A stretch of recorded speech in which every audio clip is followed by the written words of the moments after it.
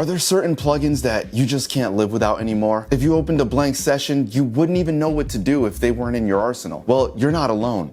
I too have been taken captive by the software plugin industry. And I may have Stockholm syndrome because I kind of love it. And believe it or not, this isn't clickbait. Well, the scene is kind of clickbait based on the Netflix series that I actually enjoyed quite a bit, but the concept is not. I am ashamed at how much I rely on certain tools to get the job done sometimes. It's not like I don't know the fundamentals or have anything against a stock plugin, but it's just easier using my go-to sometimes. I don't always want to load up a whole plugin chain or use multiple plugins to try to get me there. Or sometimes there's a little magic in a plugin that can't be replicated. By the end of this video, you will know my top 5 most used plugins of 2021. So what's happening, fam? Miami here with JST, and I've been kidnapped by the world of audio. It took me away from a normal, boring life and has made me question every snare sample, pay way too much attention to low mids, and point out mistakes in my favorite songs of old. But most of all, it made me a perfectionist to all things music. And now I'm gonna dive into my most abused plugins of 2021. Each one of these gets a thumbs up, and hopefully I do as well. Make sure to give this video a like, hit that subscribe button and the bell to be notified. Transition game, still crazy. Make sure to watch this to the end or they're not gonna let me out of here. Coming in hot at number 5, iZotope Vocal Synth 2. Seriously, this thing has so many features in it, I can always create something unique. It has a talk box, vocoder, harmonizer, an auto-tune based feature, pitch shifter, basically anything you would need to create a main pop vocal or make extremely unique ad-libs. I'm using a lav mic right now. Let's make something on the fly. I was hoping we could stay the night. One moment could change your life. I was hoping you could stay the night. Can change your life. I was hoping you could stay the night. It can change your life, oh. See what I'm talking about? That's crazy, right? A lot of functionality in this plugin. Anytime that I'm doing hip hop, pop, or even just songwriting in general, I find a pretty amazing use for this guy, so it clocks at number 5 for me. Hey, can I get something to drink? After the video. Come on, man, like, don't you have some Topo Chico around here or something? Sadly, you're the only YouTuber that didn't get a Topo Chico endorsement. I guess I'll just continue to suffer.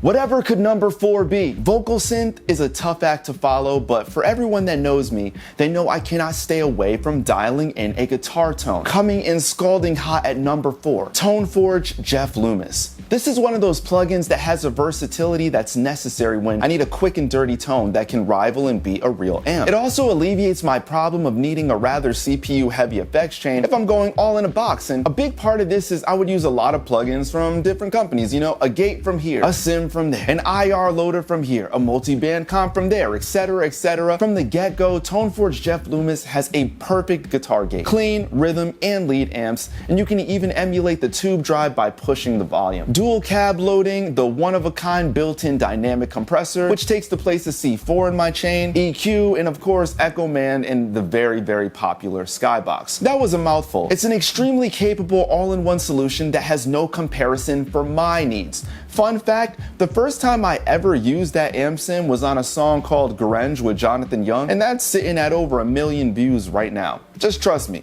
it's good. Coming in at a much deserved number 3, this shouldn't be a surprise to anyone.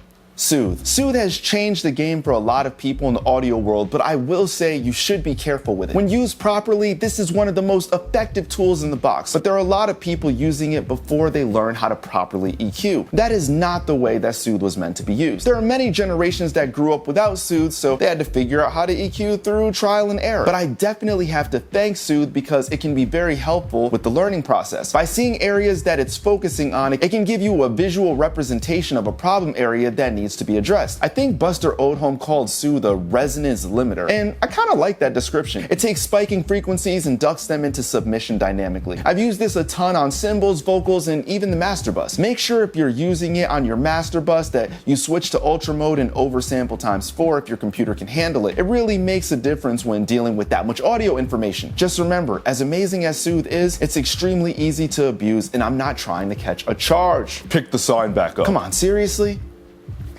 Have you guessed the last 2? This one definitely deserves number 2 because it's the. Are you allowed to say that?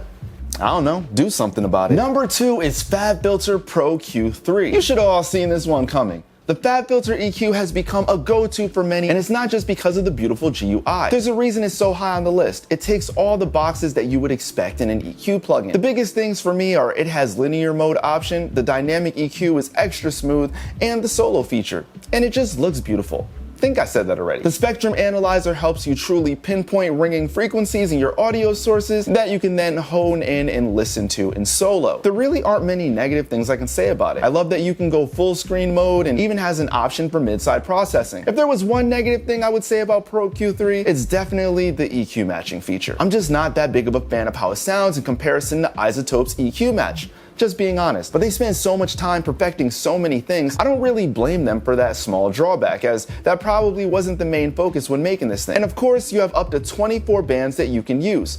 Oh, one last thing. I know this isn't that important, but I love how the modes are named and appreciate the terms low cut and high cut being included. The names low pass and high pass always seem so strange to me, even though it technically makes sense. And now, I'm putting this sign down, dude. You're gonna have to get over it.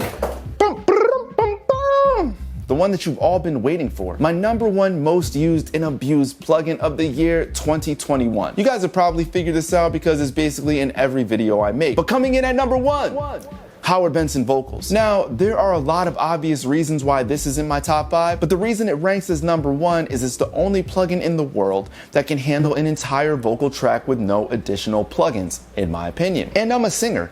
That's important to me. Number 1, it automatically calibrates the incoming source to set it at the right level so you don't have to worry about gain staging. Has an auto gain feature, tube drive, light to extremely aggressive compression, and a de-esser all in the first module.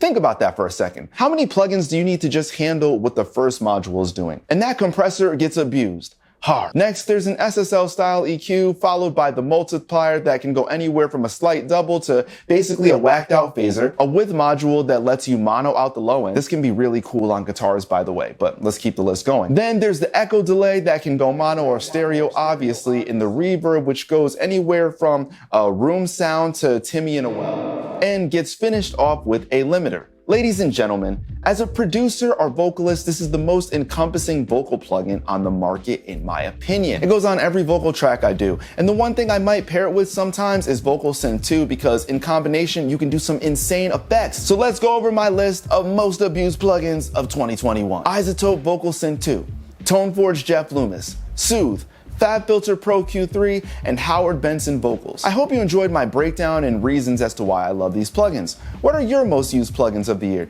Do we have a similar list? Leave it in the comments so we can have a discussion while I find a way to escape out of here. If you're an engineer on the come up, give this video a thumbs up. Don't forget to subscribe. You only have to do it one time. And tap that bell for notifications so when a video drops, you know the location. Until next time, I am out of here. Mic drop. Except as engineers we know, I'd never really drop this thing because that get really expensive, even if it is a piece of shirt. Later.